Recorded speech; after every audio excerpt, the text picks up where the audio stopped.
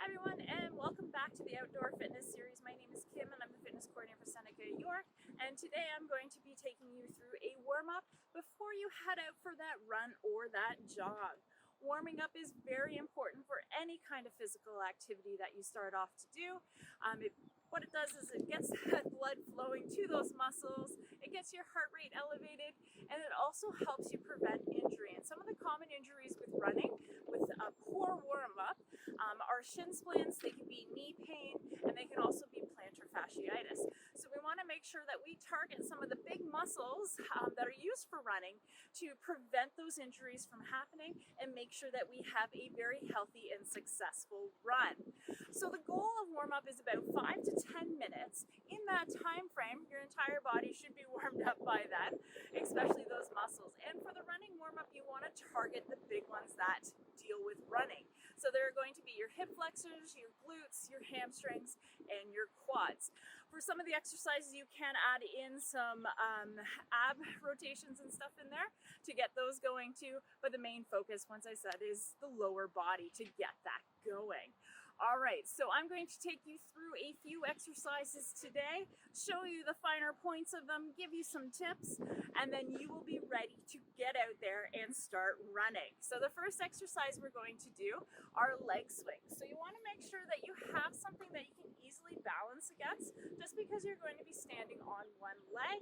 So it can either be a soccer post, it can be a wall, it can be something that is very, very sturdy.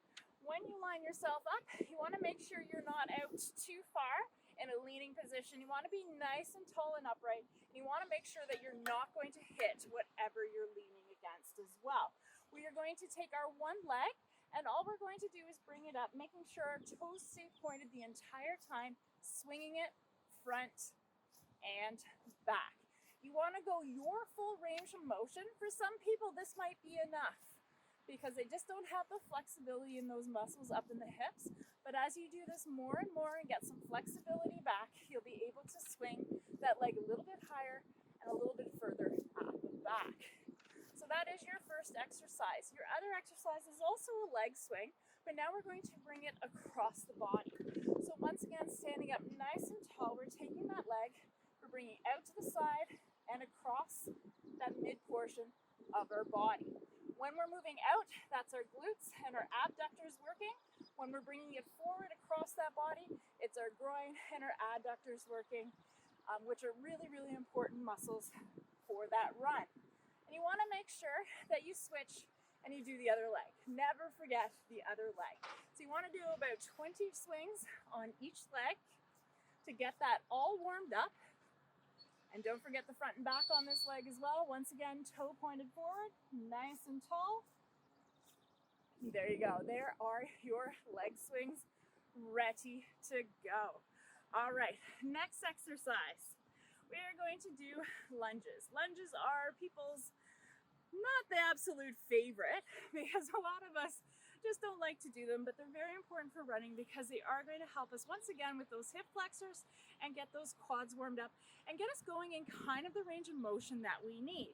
So for the lunges, you have a choice. You can stay stationary or you can walk forward with them. It just depends on your comfort level and also your balance. Today I'm just going to do stationary alternating lunges for you. So the important thing is you want to stay nice and tall through that torso. We step forward, feet planted down. We lower that back knee down as far as you can go comfortably. The idea is to try and get it all the way down to the ground, so you're in that nice deep stretch, going down, bring it up nice and tall through that torso, belly button in through your spine. So to do an alternating lunge, we start with our feet together. We step forward, bring it down, step back, bring it down. And you want to do, once again, about 20 per leg. And you should feel your heart rate starting to elevate by now. And you're going to feel those muscles starting to get warm. So there are your lunges. For walking, it's down, you push up, you step forward with the other foot, and you go through. Once again, depending on your comfort level. All right, the next one, we are going to get the heart rate pumping and get you going. So what we're going to do are high knees. So jogging on the spot, or once again, you can do this in movement forward. You want to bring those knees up to hip height. Get them going as fast as you can. So this is a slower version. So you can see, once again, torso nice and high, driving those knees up. You can use the arms as well. And then you want to pick up the pace, drive those knees up, get that heart rate going. And you want to do about 20 per leg.